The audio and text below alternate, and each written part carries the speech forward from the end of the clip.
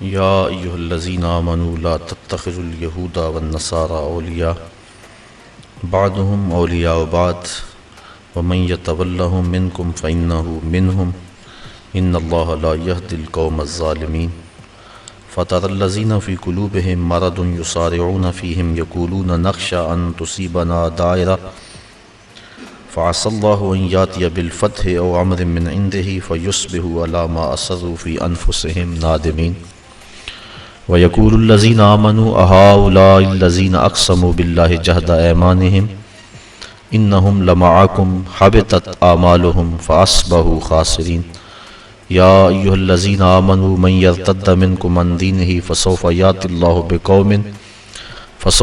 الله بقوم يحبهم ويحبونه أذلة على المؤمنين أعزة على الكافرين يجاهدون في سبيل الله ولا يخافون لومة لائم ذلك فضل الله يؤتيه من يشاء والله واسع عليم إنما وليكم الله ورسوله والذين آمنوا الذين يقيمون الصلاة ويؤتون الزكاة وهم راكعون ومن يتول الله ورسوله والذين آمنوا فإن حزب الله هم الغالبون صدق الله مولانا العظيم وصدق رسوله النبي الكريم الرؤوف الرحيم اللهم نور قلوبنا بالقرآن وزين أخلاقنا بالقرآن وادخلنا الجنة بالقرآن ونجنا من النار بالقرآن قال الله تعالى وتبارك في شان حبيبه مخبرا وعامرا ان اللہ وملائکتہ یصلون علی النبی یا ایہا الذین آمنوا صلوا علیہ وسلموا تسلیما الصلاة والسلام علیک یا رسول اللہ وعلی آلک واصحابک یا محبوب رب العالمین۔ تمام حمد و ثنا، تعریف و توصیف اللہ جل مجدہ الکریم کی ذات پاک کے لیے جو خالق کائنات بھی ہے اور مالک شاشجہات بھی۔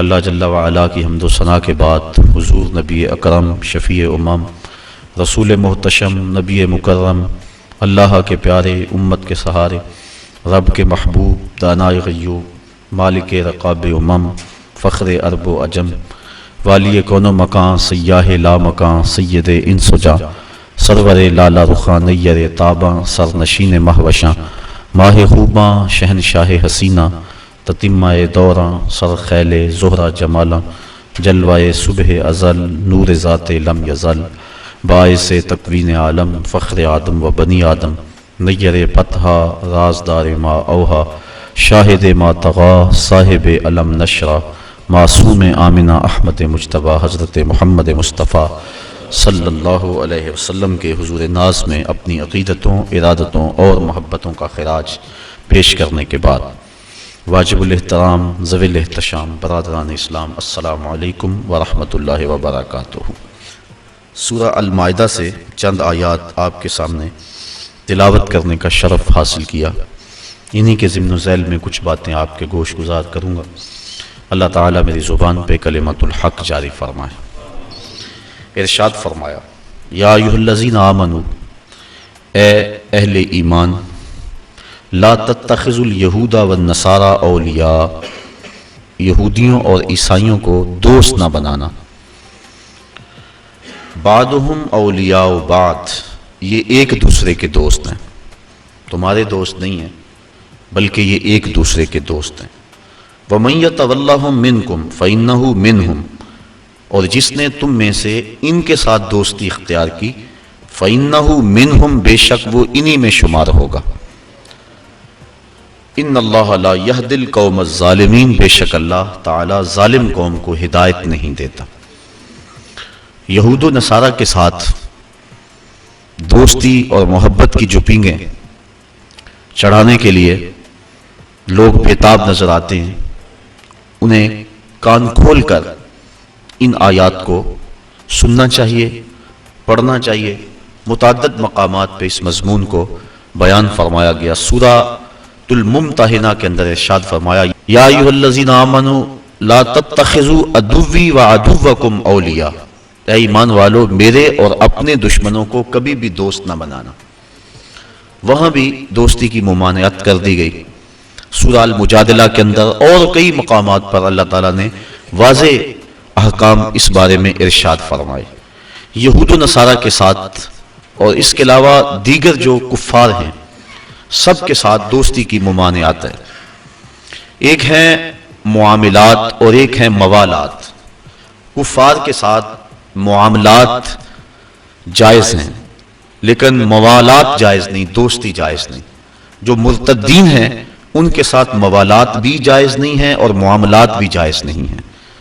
اہل اسلام کے ساتھ دوستی لگانے کا حکم دیا گیا۔ حضور علیہ السلام نے ارشاد فرمایا المرء علی دین خلیلہ فلینظر من یخالل، ہر شخص اپنے دوست کے دین پہ ہوتا ہے تو اسے دوستی لگانے سے قبل دیکھ لینا چاہیے وہ کس سے دوستی لگا رہا ہے۔ اور ایک دوسری حدیث کے بابرکت کلمات ہیں التمس الجار قبل الدار والرفیق قبل الطریق، گھر خریدنے سے پہلے ہمسایہ دیکھ لو اور سفر کرنے سے پہلے ہم سفر دیکھ لو۔ بندہ جن لوگوں کی صحبت اور سنگت اختیار کرتا ہے تو ان کی صحبت کا رنگ بندے کے اوپر ضرور چڑھتا ہے۔ اس لیے آقا کریم علیہ السلام نے ارشاد فرمایا کہ تمہاری دوستی مسلمانوں کے علاوہ کسی اور سے نہیں ہونی چاہیے اور تمہارا کھانا متقی کے علاوہ کوئی اور نہ کھائے۔ یعنی جب تم دعوت کرو تو اہل تقوی کو اپنی دعوت پہ بلاؤ تاکہ تمہارے گھر میں برکت بھی ہو اور تمہارا کھانا اس کا صحیح مصرف بھی ہو۔ آج میں اور آپ اپنے آپ کو دیکھ سکتے ہیں کہ ہم کہاں کھڑے ہیں۔ نماز میں روزانہ دعائے قنوت پڑھتے ہوئے ہم کہتے ہیں وَنَخْلَعُ وَنَتْرُكُ مَن يَفْجُرُكَ، اے اللہ جو تیرے حکموں کو توڑے گا، تیری نافرمانی کرے گا، ہم اس کو ترک کر دیں گے، اس سے کوئی تعلق نہیں رکھیں گے۔ لیکن جس طرح ہم نماز باقی ساری مسجد میں چھوڑ گئے تو اسی طرح ہم یہ بھی مسجد میں چھوڑ جاتے ہیں اور باہر نکل کے کبھی بھی ہم نے اپنے کہے ہوئے کا لحاظ اور پاس نہیں رکھا، جبکہ ہم یہ روزانہ ہر روز اپنی نماز وطروں کے اندر یہ دعا پڑھتے ہیں اور اپنے رب سے یہ عہد کرتے ہیں کہ جو تیرے نافرمان ہیں، تیرے حکموں کو توڑتے ہیں، ہمارا ان سے کوئی تعلق نہیں ہوگا۔ تو آقا کریم نے فرمایا کہ تمہاری دوستی صرف مسلمانوں سے ہو اور تمہارا کھانا متقی کے علاوہ کوئی اور نہ کھائے۔ بلکہ فرمایا ان کے بارے میں کہ جب تمہیں ملے تو ان کے ساتھ سلام میں پہل نہ کرو، اور جب ان کے ساتھ راستے میں چلنا ہو تو تنگ راستے پہ چلنے پہ انہیں مجبور کر دو۔ تو ان لوگوں کے ساتھ دوستی اور محبت کا رشتہ، اس کی شرعاً کوئی گنجائش نہیں ہے، اور قرآن مجید کی نصوص قطعیہ اس پہ موجود ہیں۔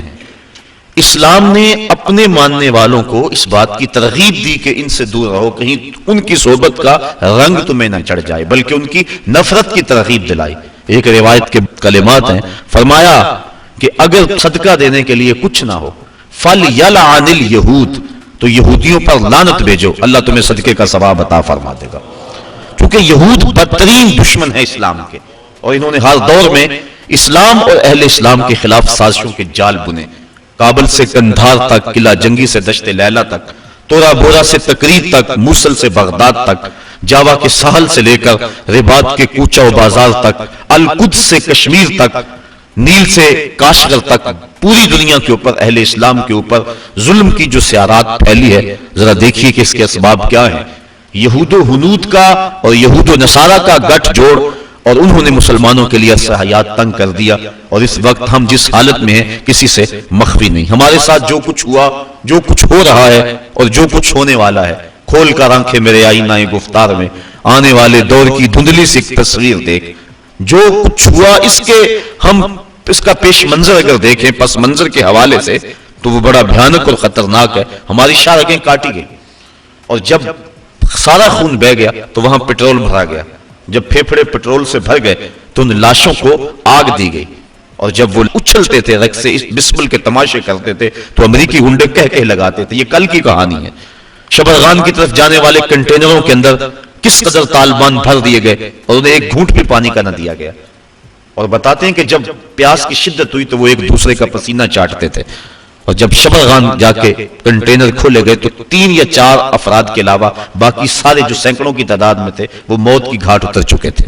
وہ تو ہمارے ساتھ یہ سلوک کریں اور ہم ان کے ساتھ دوستیوں کی پینگیں بڑھائیں، یہ قطعاً گنجائش نہیں ہے۔ اسلام نے واضح طور پہ ہمیں پیغام اور حکم دیا، اور قرآن کے الفاظ اور قرآن کے بابرکت حروف ہمیں نور دے رہے ہیں اور ہمیں زندگی گزارنے کا ڈھب دے رہے ہیں۔ یا ایھا الذین آمنوا، اے ایمان والو، لا تتخذوا اليہود والنصارى اولیاء، یہود و نصارہ کو کبھی بھی دوست نہ بنانا۔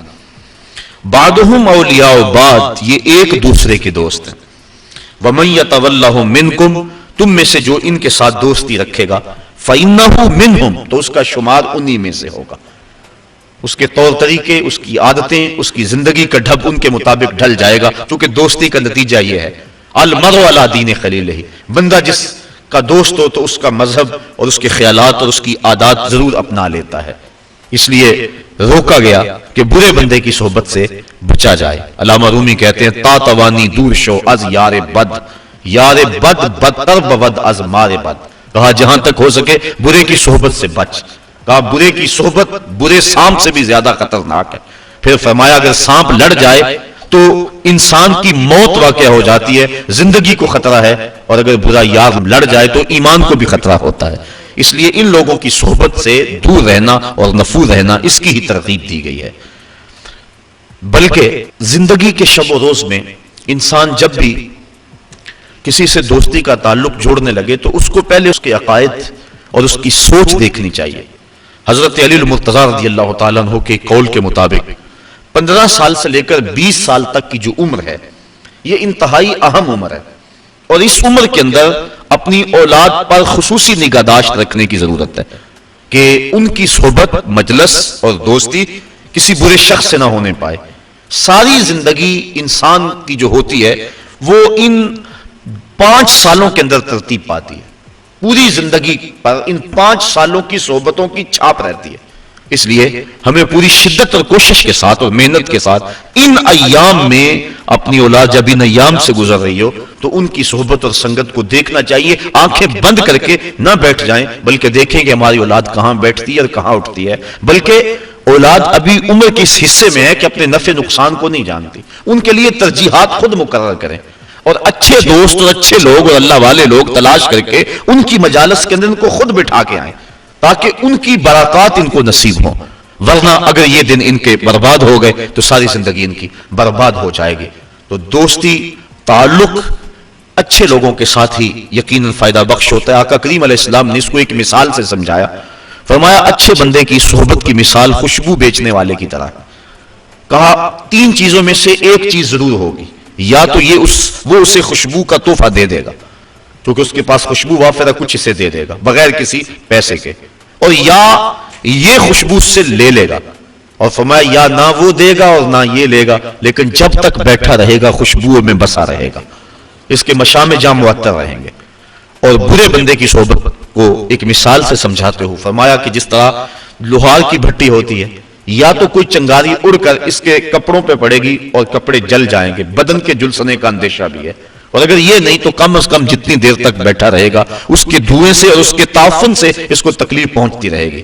اس لیے اچھے بندے کی صحبت کا رنگ اپنا ہے. حضرت شیخ سعدی شیرازی فرماتے ہیں کہ میں ایک حمام میں گیا، ایک مٹی تھی وہاں پڑی ہوئی تھوڑی سی، میں نے دیکھا اس سے خوشبو آ رہی ہے.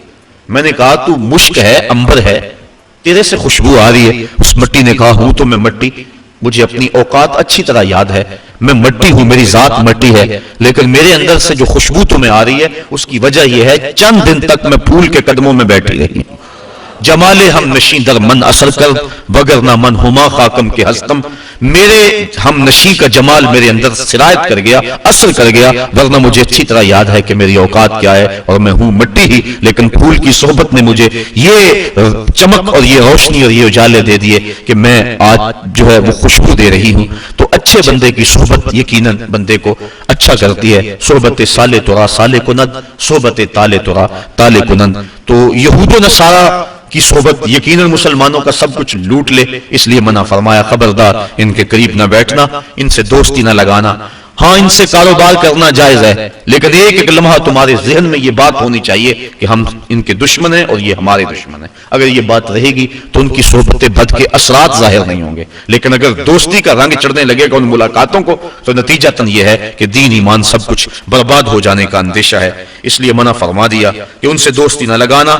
بے شک جس نے ان سے دوستی لگائی وہ انہی میں سے شمار ہوگا. بے شک اللہ تعالیٰ ظالم قوم کو ہدایت نہیں عطا کرتا. فَتَرَ الَّذِينَ فِي قُلُوبِهِم مَرَضٌ يُسَارِعُونَ فِيهِم، وہ لوگ جن کے دلوں میں بیماری ہے، نفاق کی بیماری ہے. یُسَارِعُونَ فِيهِم، وہ ان کی دوستی میں سرعت کرتے ہیں، جلدی کرتے ہیں، بھاگ بھاگ کر ان سے تعلق جوڑنا چاہتے ہیں.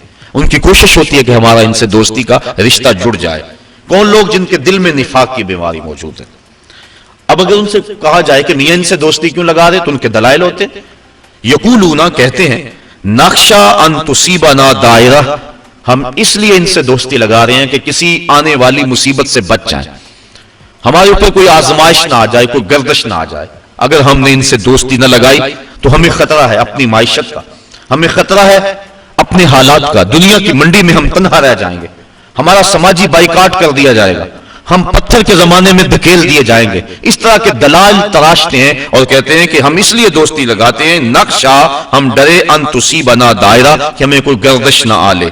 فَعَسَى اللَّهُ أَن يَأْتِيَ بِالْفَتْحِ أَوْ أَمْرٍ مِّنْ عِندِهِ فَيُصْبِحُوا عَلَى مَا أَسَرُّوا فِي أَنفُسِهِمْ نَادِمِينَ. ان قریب اللہ تعالیٰ مومنوں کو فتح عطا فرما دے. ممکن ہے کہ اللہ مومنوں کو فتح عطا کر دے، اور امر من عنده، یا اپنی جناب سے کوئی اور چیز عطا کر دے. فَيُصْبِحُوا عَلَى مَا أَسَرُّوا فِي أَنفُسِهِمْ نَادِمِينَ. یہ دوستی گانٹھنے والے اور اپنے دل کے اندر وہ چیزیں رکھنے والے یہ دیکھتے رہ جائیں گے اور شرمسار ہو جائیں گے، اور اللہ مومنوں کو سرخرو فرما دے گا. اور ایک وقت آنے والا ہے کہ جب اہل اسلام کو اللہ تعالیٰ ایسی کامیابی عطا فرمائے گا کہ دنیا کے خطے پر ایک بھی یہودی قائم نہیں رہے گا. حضرت عیسیٰ علیہ السلام تشریف لائیں گے، حضرت امام مہدی کے عساکر میدان میں آئیں گے، خنزیر کو قتل کیا جائے گا، صلیب کے نشان کو توڑا جائے گا. اور کتب حدیث میں موجود ہے اللہ تعالیٰ ایسی اعانت فرمائے گا اہل اسلام کی، اگر کسی جھاڑی کے پیچھے یا پتھر کی اوٹ میں کوئی یہودی چھپا ہوا، وہ پتھر مسلمان مجاہد کو آواز دے کے کہے گا ادھر آ، میرے پیچھے یہودی چھپا ہوا ہے. اور جب دنیا سے آخری یہودی قتل کر دیا جائے گا تو دنیا کا امن قائم ہو جائے گا، حتیٰ کہ سانپ انسانوں کے اندر پھریں گے لیکن ڈسیں گے نہیں. بھیڑیا اور بکری ایک گھاٹ پہ پانی پئیں گے لیکن بکری کو بھیڑیے سے خطرہ نہیں ہوگا. دنیا کے امن کی ضمانت ہے جب آخری یہودی قتل ہوگا. جب تک یہود موجود ہیں پوری دنیا کے اوپر امن قائم نہیں ہو سکتے. امن کی بربادی کا سبب مسلمان دہشت گرد قرار دیے جا رہے ہیں، لیکن حقیقت یہ نہیں ہے. مسلمان تو اپنی بقا کی جنگ لڑ رہے ہیں، مسلمان دہشت گرد نہیں ہوتا. یہ تو امن کا متوالا ہے، یہ تو امن کا درس دینے والا ہے. پوری دنیا کے اوپر جو فساد ہے وہ یہود کی وجہ سے ہے، اور جب یہودی ختم ہو جائیں گے خس کم جہاں پاک، تو پوری دنیا کے اوپر امن کے سویرے طلوع ہونے لگیں گے. تو اللہ تعالیٰ جل شانہ مومنوں کو وہ دن ضرور دکھائے گا. وَيَقُولُ الَّذِينَ آمَنُوا أَهَؤُلَاءِ الَّذِينَ أَقْسَمُوا بِاللَّهِ جَهْدَ أَيْمَانِهِمْ. اور اہل ایمان یہ کہتے ہیں یہ ہیں وہ لوگ جنہوں نے اللہ کے نام کی قسمیں کھائی تھی، بڑی پکی قسمیں. إِنَّهُمْ لَمَعَكُمْ، یہ کہ ہم تمہارے ساتھ ہیں، جبکہ یہ تو ہمارے ساتھ نہیں ہے، یہ تو کچھ اور نکلے. یہ منافقین کا جب پردہ چاک کر دیا گیا تو مسلمانوں نے جو کہا یہ اس حالت کو بیان کیا جا رہا ہے، کیونکہ منافقین مسلمانوں کے اندر گھسے ہوئے تھے. آقا کریم علیہ السلام کی ستر پوشی کی عادت تھی، اور آقا کریم نہیں چاہتے تھے کہ ان کو رسوا کریں. اب انہوں نے سمجھا کہ شاید نبی کو پتہ ہی نہیں، یہ جانتا نہیں، ہم ان کے اندر رہتے اور نبی کو پتہ ہی نہیں، بلکہ انہوں نے باتیں کرنا شروع کر دی. یوں آسمانوں کی خبریں تو دیتے، ہمارا تو پتہ ہی نہیں ہے. آقا کریم تو پردہ پوش تھے، انہوں نے تانا زنی علم پہ کر دی. آقا کریم ایک دن منبر پہ تشریف فرما ہوئے، فرمایا مجھے پتا چلا ہے کچھ لوگ میرے علم پہ اعتراض کرتے ہیں. فرمایا پوچھو، جو پوچھو گے بتاؤں گا. ایک شخص نے عرض کی من ابی یا رسول اللہ، آقا میرا باپ کون ہے؟ اب اس کے باپ کا تعارف تھا کہ فلاں باپ ہے، لیکن اس کا حقیقی باپ وہ نہیں تھا، باپ کوئی اور تھا. اس کے علم میں تھا، اس کو پتا تھا کہ حضور جو میرا ظاہر باپ ہے وہی بتائیں گے، لیکن آقا تو جانتے تھے. فرمایا ابو کا حذافہ، تیرا باپ وہ نہیں جو لوگ کہتے ہیں، تیرا باپ تو حذافہ ہے. ایک نے کہا میرا ٹھکانہ کیا ہے؟ قال انت فی النار، کہا تو جہنمی ہے. فبارک عمر رضی اللہ تعالیٰ عنہ، حضرت عمر فاروق اپنی پنڈلیاں بچھا کے اس طرح بیٹھے اور اپنے ہاتھ جوڑے، کہا رضیت باللہ ربا وبالاسلام دینا وبمحمد نبیا. حضور ہم اللہ کے رب ہونے پہ اور اسلام کے سچا دین ہونے پہ اور آپ کے نبی ہونے پہ راضی ہیں. یہ اعتراض ہم نے نہیں کیا، یہ کسی منافق نے بات کی ہے. تو بار بار حضرت عمر فاروق نے یہ عرض کی تو اللہ کے محبوب کا غصہ کافور ہوا، اور آقا کریم بار بار پوچھتے تھے. سلونی، پوچھتے کیوں نہیں؟ پوچھو، جو پوچھو گے میں بتاؤں گا. اللہ اکبر. تو اللہ کے محبوب کی نظر سے کوئی شے پوشیدہ نہیں ہے. حدیث میں آتا ہے، مشکات کے الفاظ ہیں، آقا کریم ایک دن تشریف لائے اور حضور کے دونوں ہاتھوں میں دو کتابیں تھیں. صحابہ کو کہا جانتے ہو یہ کتابیں کیا ہیں؟ صحابہ نے کہا اللہ و رسولہ عالم، اللہ اور اس کا رسول جانتا ہے. فما ھذا کتاب من عند اللہ، یہ کتاب جو میرے دائیں ہاتھ میں ہے یہ مجھے اللہ کی طرف سے عطا کی گئی ہے. اس میں جنتیوں کے نام ہیں، ان کے باپوں کے نام ہیں، ان کے قبیلوں کے نام ہیں. اور فرمایا یہ جو کتاب ہے میرے بائیں ہاتھ میں یہ بھی مجھے اللہ کی طرف سے دی گئی ہے، اس میں جہنمیوں کے نام ہیں، ان کے باپوں کے نام ہیں، ان کے قبیلوں کے نام ہیں. تو نگاہ سے کوئی شے پوشیدہ نہیں ہے. نبی جس کو اللہ نے اتنا بڑا منصب دیا بھلا اس کو بتلایا ہی نہیں ہے، یہ کیسے ہو سکتا ہے؟ حدیث میں آتا ہے، مسلم میں اور دیگر کتب میں کتاب الملاحم میں روایت موجود ہے، اللہ کے محبوب علیہ السلام نے ایک دن فرمایا قرب قیامت میں جب دجال آئے گا نا تو میرے غلام اس دجال کے مقابلے میں نکلیں گے. فرمایا انی لعارف اسماءہم واسماء آبائہم والوان خیولہم، میں اپنے ان غلاموں کے ناموں کو جانتا ہوں، ان کے باپوں کے ناموں کو جانتا ہوں، جن گھوڑوں پہ چڑھ کے جہاد کریں گے میں محمد ان گھوڑوں کے رنگوں کو بھی جانتا ہوں، وَأَلْوَانَ خَيُولِهِمْ، ان گھوڑوں کے رنگوں کو بھی میں جانتا ہوں کہ کون سا غلام کس رنگ کے گھوڑے پہ چڑھ کے جہاد میں آئے گا. اب منافقین اتنا کچھ ہونے کے باوجود بھی کہتے تھے لو ہم اندر بیٹھے ہیں، ہمارا تو پتہ ہی نہیں ہے. تو یہ ان کی غلط فہمی موجود تھی. اللہ کے محبوب تو پردہ پوشی کی وجہ سے نہیں بتا رہے تھے، لیکن جب انہوں نے اس طرح کے اعتراضات بہت زیادہ کرنے شروع کر دیے، ایک دن اللہ کے محبوب جلال میں آئے اور فرمایا اخرج فلاں ابن فلاں من المسجد انت منافق، فرمایا فلاں اٹھ چلا جا تو منافق ہے، فلاں تو بھی مسجد سے باہر نکل جا تو منافق ہے. حضرت عمر فاروق کی یہ آرزو ہوا کرتی تھی کہ کبھی منافق الگ ہو جائیں، کھوٹا کھرا الگ الگ ہو جائیں تو پھر مزہ آ جائے، لیکن کچھ حکمت کے تحت حضور ابھی کرتے نہیں تھے. حضرت عمر فاروق موقع پہ موجود نہیں تھے، وہ نماز پڑھنے کے لیے آئے، دیکھا کہ کتنے لوگ جا رہے ہیں، پریشان ہو گئے، جماعت میری رہ گئی. تو ایک بندہ دروازے پہ کھڑا تھا جو جانتا تھا کہ حضرت عمر فاروق کی عادت کیا ہے اور منافقین کے بارے میں ان کے کیا جذبات ہیں. انہوں نے کہا ابشر یا ابن خطاب، ابن خطاب تمہیں مبارک ہو. کہا مبارک دے رہے ہو، میری جماعت ختم ہوگی تم مبارک دے رہے ہو. کہا جماعت ابھی ہونی ہے. تو کہا یہ کیوں جا رہے ہیں؟ کہا تمہاری آرزو پوری ہوگی. اللہ کے محبوب نے منافقوں کو مسجد سے نکال دیا ہے. تو جب مسجد میں تھے تو اس وقت وہ اپنے ایمان کے دعوے کرتے تھے، اور جب نکال دیا گیا تو مومنین جن کو پتہ نہیں تھا کہ یہ پاس بیٹھنے والا منافق تھا، یہ تو بڑی چکنی چپڑی باتیں کرتا تھا، انہوں نے حیرت سے کہا وَيَقُولُ الَّذِينَ آمَنُوا أَهَٰؤُلَاءِ الَّذِينَ أَقْسَمُوا بِاللَّهِ جَهْدَ أَيْمَانِهِمْ، یہ وہ لوگ تھے جو بڑی پکی قسمیں کھاتے تھے، إِنَّهُمْ لَمَعَكُمْ، کہ ہم ان کے ساتھ ہیں. بھلا ہمارے ساتھ ہے یہ کوئی؟ حبطت اعمالهم، فرمائے ان کے اعمال ضائع کر دیے گئے. فاصبحوا خاسرین، اور انہوں نے صبح اس حالت کے اندر کی کہ وہ خسارے میں تھے. یا ایھا الذین آمنوا من یرتد منکم عن دینہ، اے ایمان والو تم میں سے اگر کوئی دین سے منحرف ہو جائے، مرتد ہو جائے، دین کو چھوڑ دے.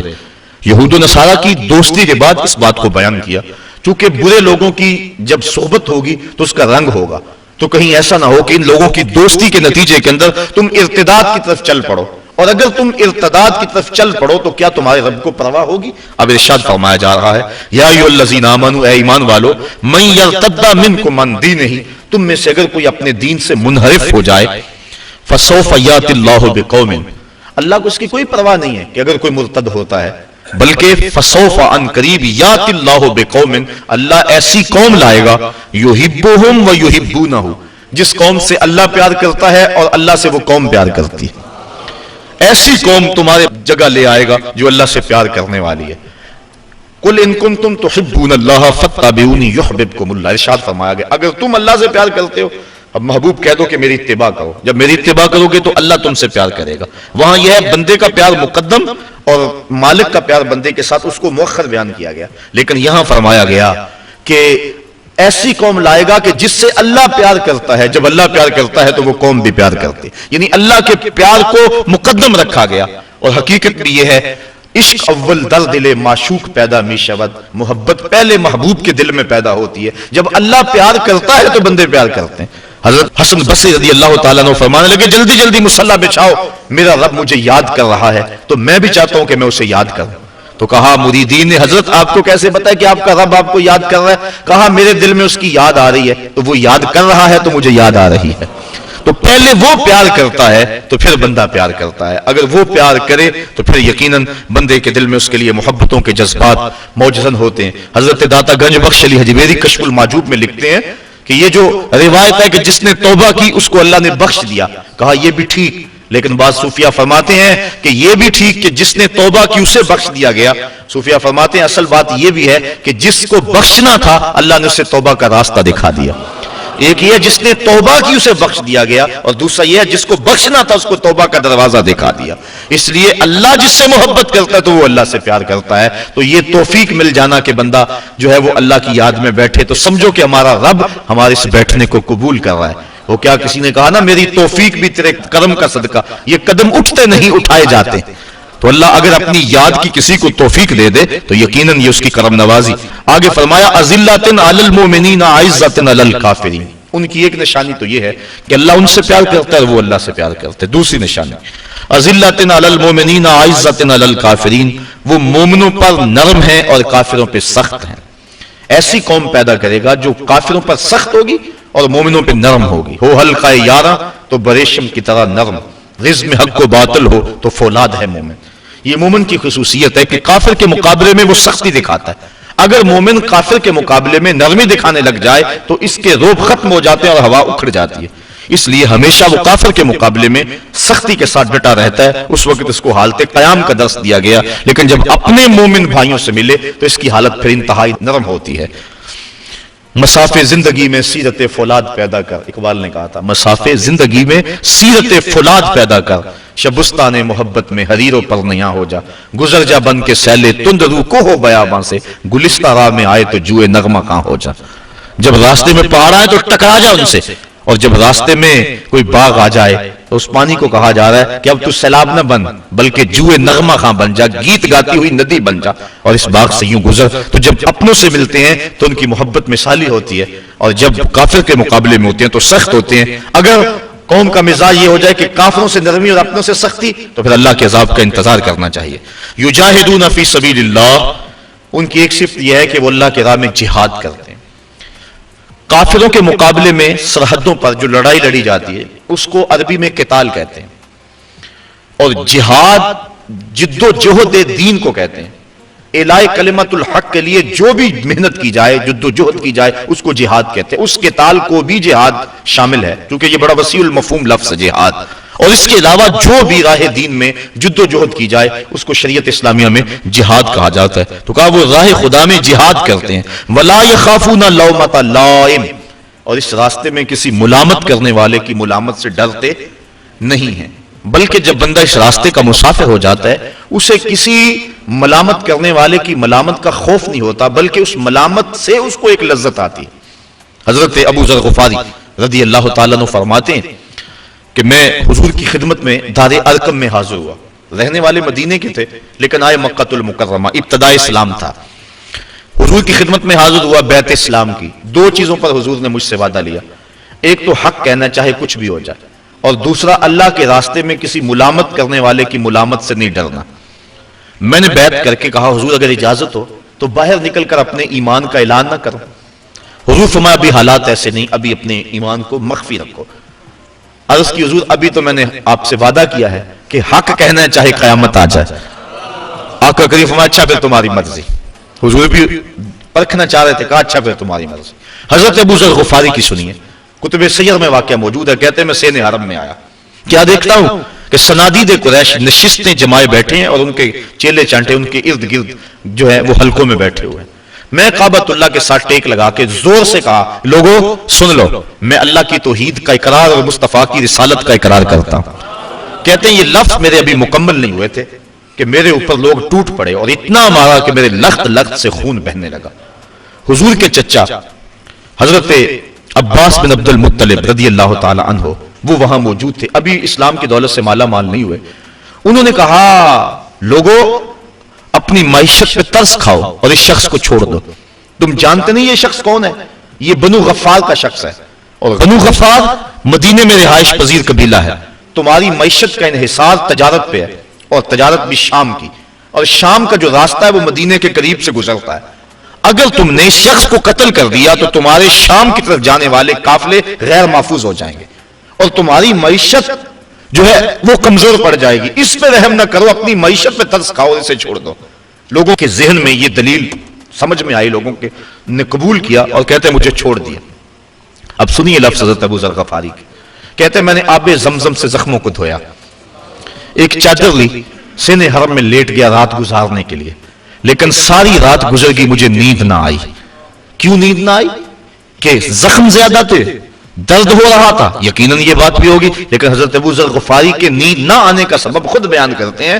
کہا مار کھانے میں اتنا مزہ آیا تھا کہ میرا جی چاہتا تھا دوبارہ دن چڑھے، وہ پھر آئے اور پھر میں اعلان کروں. اور جو حال میرے ساتھ کل ہوا تھا دوبارہ پھر ہو. وہ مزہ دیا تڑپ نے میری آرزو ہے یا رب میرے دونوں پہلوؤں میں دل بے قرار ہوتا. ایک پہلو میں دل ہے تو اتنا لطف آ رہا ہے, اگر دونوں پہلوؤں میں دل ہوتا تو کیا کیفیت ہوتی. کہا ساری رات انتظار میں گزر گئی اور جی چاہتا تھا کہ دوبارہ دن چڑھے اور پھر اپنی مسجدوں پہ آئیں اور پھر میں توحید کا غلغلہ بلند کروں اور پھر وہ میرے اوپر ٹوٹ پڑے, یہ زخم دوبارہ آئیں اور اس تکلیف سے جو لذت مجھے کل ملی تھی پھر دوبارہ ملے. کہا پھر جب صبح ہوئی اور وہ آ کے بیٹھ گئے میں نے دوبارہ کھڑے ہو کے وہی اعلان کیا اور میرے اوپر ٹوٹ پڑے. پھر مزاحم ہوئے حضور کے چچا اور اگلے دن پھر رات میری بڑی مشکل گزری اور میں یہ انتظار کرتا رہا دن چڑھے تو پھر توحید کا اعلان کروں. تو وہ اللہ والے جو لوگ ہیں اگر ان کو اس راستے میں کوئی تکلیف پہنچتی ہے یا کوئی ملامت کرتا ہے تو جب وہ جم جاتے ہیں دین پہ, روح دین ان کو نصیب ہو جاتی ہے تو اس ملامت سے ڈرتے نہیں ہیں بلکہ اس ملامت کرنے والے کی ملامت کی پرواہ کیے بغیر اپنے سفر کو جاری رکھتے ہیں. مار کھانے کے باوجود, تکلیفیں اٹھانے کے باوجود, ملامتیں سہنے کے باوجود حق پہ جمع رہنا اور یہ دولتیں مل جانا, یہ کیا انسان کے بس کا روگ ہے؟ کہا نہیں, ذالک فضل اللہ یؤتیہ من یشاء, یہ اللہ کا فضل ہے جسے چاہے عطا فرما دے, جسے چاہے کرم نوازی فرما دے. واللہ واسع علیم, اللہ تعالیٰ وسعت والا اور علم والا ہے. اب انسان کو منع کر دیا یہود و نصارہ سے دوستی نہیں کرنی, جو اللہ کے دشمن ان سے دوستی نہیں کرنی. آگے منع کر دیا کہ اہل کتاب سے بھی دوستی نہیں رکھنی, کفار سے بھی دوستی نہیں رکھنی. انسان تو معاشرتی حیوان ہے, کسی سے دوستی ہوگی تو زندگی گزرے گی. جب دوستی ان سب کی دوستی سے ممانعت کر دی گئی تو پھر یاری کس سے لگائے, دوستی کس سے لگائے؟ ویسے تو بندہ جی نہیں سکتا, اکیلا تو رہ نہیں سکتا. کہا آؤ بتائیں کس سے دوستی لگانی ہے. انما ولیکم اللہ ورسولہ, بے شک تمہارا دوست اللہ اور اس کا رسول ہے. آؤ ان سے دوستی کا ناطہ جوڑ لو. دنیا داروں سے دوستی لگاؤ گے بعد میں بے وفائی کا زخم اپنے سینے پہ لے کر روتے رہو گے کہ ہم جن کے لیے مرے تھے وہ وضو کرتے رہے اور جنازہ بھی نہ پڑا. پھر کیا کچھ کہتے پھرو گے. آؤ ان سے دوستی لگاؤ جو دنیا پر بھی اور آخرت پر بھی وفا کی ریت کو نبھاتے ہیں. انما ولیکم اللہ, بے شک تمہارا دوست اللہ ہے, ورسولہ, اور اس کا رسول ہے, والذین آمنوا الذین یقیمون الصلاۃ, اور وہ اہل ایمان ہیں جو نماز پڑھتے ہیں, نماز قائم کرتے ہیں, وَيُؤْتُونَ الزَّكَاةَ, اور زکات ادا کرتے ہیں, وَهُمْ رَاكِعُونَ, اور ان کے دل اللہ کے حضور جھکے ہوئے ہیں. وہ ہے تمہارے دوست اور ان سے دوستی تمہیں نفع دے گی.